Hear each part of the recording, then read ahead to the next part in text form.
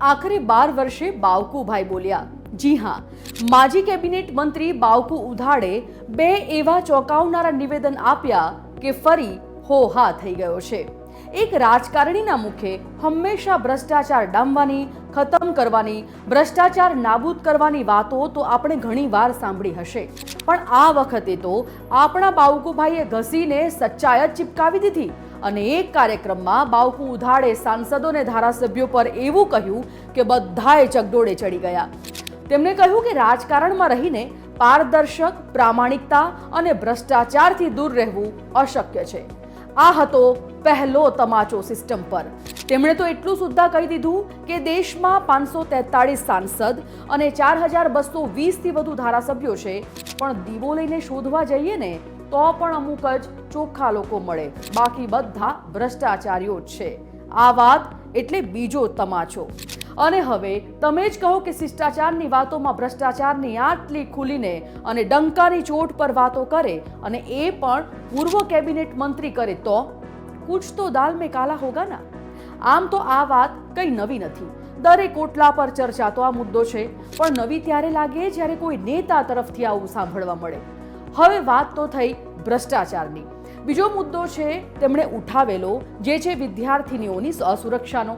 બાવકુભાઈએ ગૃહમંત્રીને પત્ર લખીને એવી રજૂઆત કરી કે અમરેલીમાં શાળા કોલેજમાં અભ્યાસ કરતી વિદ્યાર્થીનીઓની સંખ્યા વધુ છે અને લુખ્ખા તત્વો છેડતી કરે છે, ત્યારે ભૂતકાળની જેમ ફરી યુવતીઓની સુરક્ષા પર રોમિયો સ્ક્વોડ જે કાર્યરત હતી તે ફરી એકવાર સક્રિય થાય। સમજી ગયા ને કે એક પછી એક ભાજપના જ નેતાઓને સરકાર પ્રત્યે નારાજગી હોય અને એ નારાજગી પાછી ખુલીને બહાર આવે ત્યારે શું સમજવું?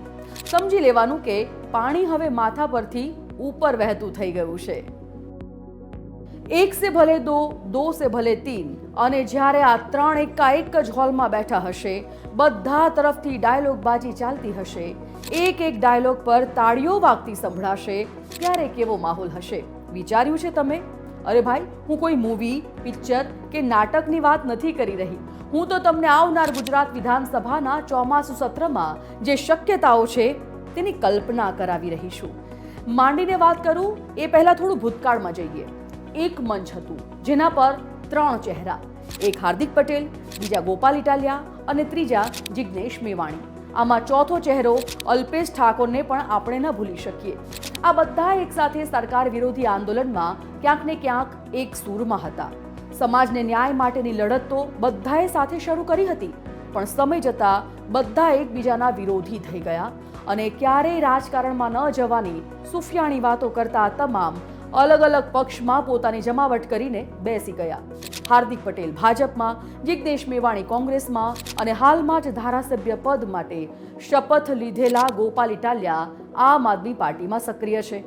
હવે વિધાનસભા ચોમાસુ સત્રની જાહેરાત થઈ, જે 8, 9 અને 10મી સપ્ટેમ્બર આમ 3 દિવસ ચાલશે અને આ ત્રણ ચહેરા વિધાનસભામાં દેખાશે। અને પહેલા કોંગ્રેસમાં ગયેલા અને પછી પાછળથી ભાજપમાં ધારાસભ્ય બની ગયેલા અલ્પેશ ઠાકોર પણ જોવા મળશે। આમ ચારેય ધારાસભ્ય અલગ અલગ જગ્યાએ દેખાશે, એટલે હવે લોકોમાં કાનાફૂસી ચાલુ થઈ ગઈ છે કે ભાઈ જનતાના પ્રશ્નો ઉઠાવજો અને એ તરફ કંઈ સમાધાન લાવજો, જોજો પાછા અંદર ખાને ત્રણેય ભેગા ન થઈ જતા।